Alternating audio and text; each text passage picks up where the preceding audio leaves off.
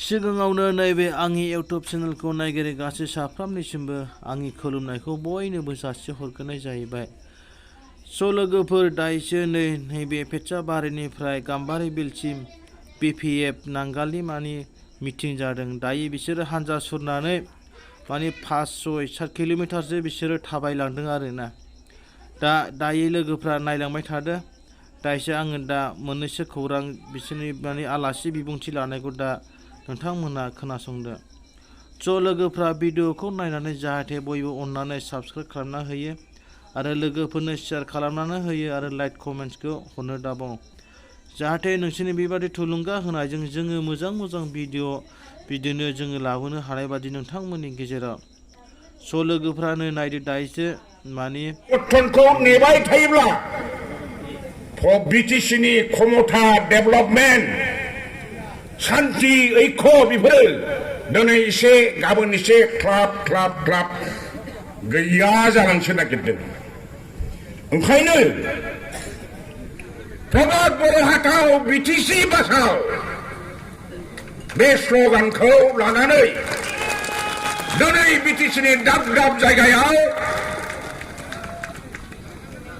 हान्थिनानै थाबायनानै जनजागरण जात्रा बेखौ आरम्भ खालामदों। रायजोफोर जोंनि बिटिसिखौ रैखा खालामनांगौब्ला फैबाय थानाय समफ्राव जोङो जेरावखि थाया मानो जोंनि नांगाल सावगारियाव भट होनानै फैगौ लकसभा बिनि उनाव जानो गोनां 25नि बिटिसिनि बिसायख'थि बिनि उनाव MLAनि बिसायख'थियाव जोङो ज'यैनो UPPL हानजा बे परिबर्तन लाबोनायनि हानजा दिनै फोजोबस्रांनो नागिरनाय जेनाखि दल बे दलखौ जोङो फोजोबस्रांथारनांगोन, फेजेनजोबथारनांगोन। 40टा समष्टियाव जोङो गासिबो देरहासार जाजोबनानै पुनराय जोंनि बिटिसिखौ जोनोम होग्रा बिटिसिनिल' नङा लैहोर फैनानै मावफैनो थाखाय आङो साबायखर हरबाय, नोंथांमोनखौ वेलकाम जासिबाय। आरो दिनै गोजौनि दैदेनगिरिफोर जेसेबां फैदों सानफ्रामबो जोंना सानफ्रामबो मैयाबो फकिरा दतमा दैलिक 3-4 किल'मिटार थाबायनाय जोंसो हाथारबावबा नङा होमबा? दा बेबायदि खस्थ' लानानै बिथाङा जोंनि हान्थिखौ फोथांनायनि दायथ' लादों। नोंथांमोनहाबो बे दायथ'खौ जाहाथे खावलायबाय आरो मिटिङा जाहाथे जोबाजासे 사보이 코리플레 가야세 콜 보라시 에코 보나네 제퍼게야 세로 맞죠? 다 왜요 감발요 마오동나 जोंना गैयानो ना फाथाखाथाव दङ। बे डाक्टार खानाया गोदानफोरजों मोनाखै बिनाम लायदोंब्रा नोंसोरलाय गासिबो ट्रेक्टरजोबखाना फाथाखाथायाथ' बिराद फाग्ला आंजों खेला खालामबाय थायो फाग्लाबाय फैजोबो आरो थांफिनो